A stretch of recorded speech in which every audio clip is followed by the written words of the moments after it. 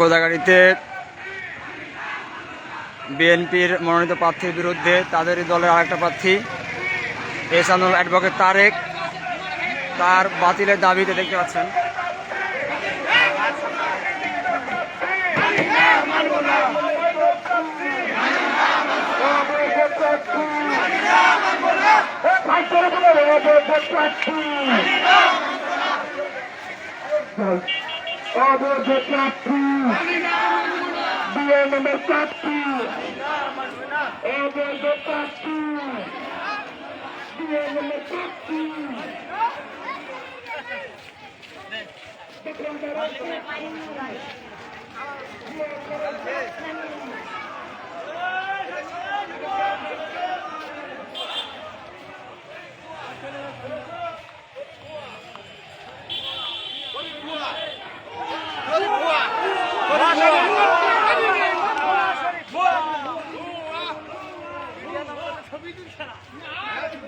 দেখতে পাচ্ছেন তারেকের সমর্থক যারা তারা শরীফকে ভুয়া ভুয়া বলে প্রত্যাখ্যান করছে, ক্রস চিহ্ন দিয়েছে তার মুখে, তারা এটা মানে না আর কি।